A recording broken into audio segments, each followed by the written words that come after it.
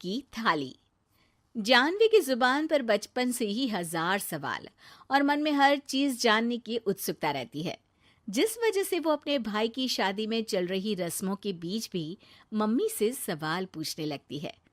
Mummy, जब लड़की वालों ने आपको अपनी इतनी बड़ी लड़की दे दी, तो फिर भी उनसे सामान लेना गलत नहीं है क्या? इस पर कोई भी जानवी की बात का जवाब नहीं दे पाता और उसे इग्नोर करते हुए रस्में निभाते रहते हैं। शादी संपन्न होती है और भाभी घर आ जाती है, जिसके बाद जानवी के सवालों का सिलसिला अब भाभी के साथ शुरू होता है।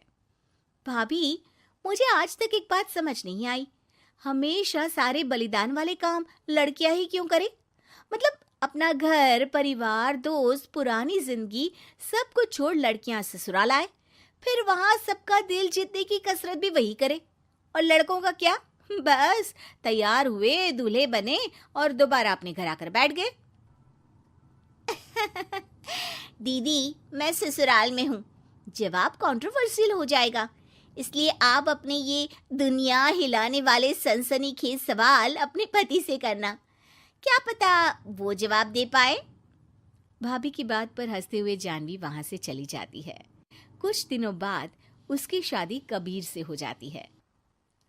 अब ससुराल में कुछ दिन तो जानवी किसी से कोई सवाल पूछे बिना रह लेती है, पर फिर एक शाम दरवाजे पर खड़ी सास को बुजुर्ग भिखारी पर चिल्लाते हुए देख लेती है। अरे मुझे पता है तुम सबके पास खूब पैसा होता है, पर फिर भी हम जैसे शरीफ लोगों को परेशान करना होता है, और फिर जब कोई पैसे ना दे तो तुम उसका खून भी कर देते हो। क्रिमिनल होते हो तुम सबके सब। अब जाते हो यहाँ से या पुलिस को बुलाऊं? ये सब देख अब जानवी खुद को रोक नहीं पाती। मम्मी, वो आपसे भीख नहीं, खाने की मदद मांग रहे हैं और आप उन पर इस तरह से चिल्ला नहीं सकती। आखिर ये भी तो एक इंसान है, और वो भी आप और मुझसे उम्र में बहुत बड़े। बाकी किसी चीज का नहीं तो कम से कम उनकी उम्र का ही ख्याल कर लीजिए। बहू का ऐसा रूप देख सास को तो जैसे शौक ही लग जाता है। जानवी भिखारी को खाना देकर वहां से भेज देती है, लेकिन इसके बाद से ही सास का उसके प्रति रवैया बदल जाता है। मुझे तो लगा था बहुत शांत बहू लेकर आई हूं, पर ये तो पूरी ज्वालामुखी निकली। अरे इतने दिनों से ये रंग क्या एक भिखारी के सामने अपनी सास की इज्जत उतारने के लिए छुपा कर रखे थे? और कौन से रंग बदलना सिखाकर भेजा है तेरे माँ बाप ने तुझे? मम्मी जी, रंग का तो पता नहीं, लेकिन मेरे मम्मी पापा ने मुझे हर ढंग में गलत के खिलाफ खड़े होना जरूर सिखाकर भेजा है। बहू का जवाब सुन सास गुस्से में वहां से चली जाती है, जिस पर पीछे खड़ा सब कुछ सुन रहा कबीर जानवी के पास आता है। जानवी, मैं मानता हूं तुमने जो किया अच्छे के लिए किया, पर मम्मी से ऐसे नहीं बोलना चाहिए था। अब उन्हें मनाने की जिम्मेदारी तुम्हारी ही है। पर मैं कैसे? मुझे तो कुछ भी पता नहीं है। तो उसके लिए मैं हूं ना। कुछ दिनों में ही सकट का त्योहार आ रहा है, तुम बस बायने पर मम्मी को देने के लिए एक सुंदर साड़ी ले आना, तुम्हारा काम बन जाएगा। ये कहकर कबीर वहां से चला जाता है, लेकिन व्रत और त्योहारों से अनजान जानवी कंफ्यूजन में वहीं खड़ी रह जाती है, जिस पर वो भाभी को फोन लगाकर सारे व्रत और उनके महत्व समझती है।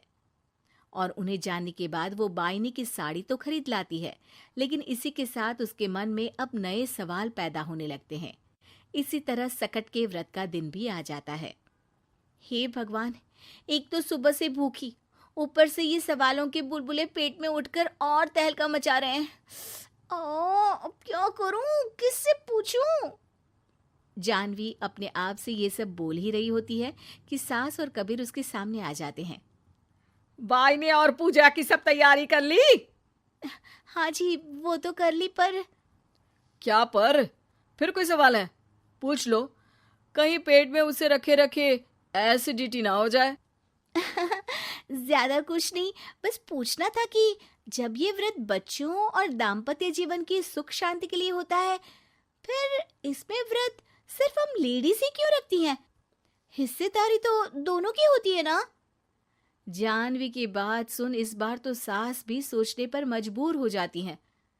ये तो मुझे नहीं पता, और ना हमने कभी किसी से पूछा। बस जो बड़े बुजुर्ग रिवाज बना गए वही चल रहे हैं। इसकी भी कोई वजह जरूर होगी। अच्छा, और ये बायने की वजह? अब बायने से तुम्हें क्या दिक्कत है? नहीं नहीं, दिक्कत कोई नहीं है। बस सोचती हूँ कि अगर व्रत बच्चों या पति के लिए होता है तो हमेशा हर चीज का गिफ्ट सिर्फ सास को ही क्यों मिलता है? अरे पति के नाम पर व्रत है तो उन्हें, और बच्चों के नाम पर जो व्रत है उनमें बच्चों को क्यों गिफ्ट नहीं दी जाती? जानवी का सवाल सुन इस बार सास भड़कने के बजाय शांति से उसका जवाब देती है। वैसे ये सवाल एक बार मैंने भी अपनी सासू माँ से किया था, तो जवाब मिला कि सास की वजह से ही पति मिला है, इसलिए एक थैंक यू और इज्जत की तरह उन्हें ये बायना दिया जाता है। और बच्चों वाला तो मुझे भी नहीं पता।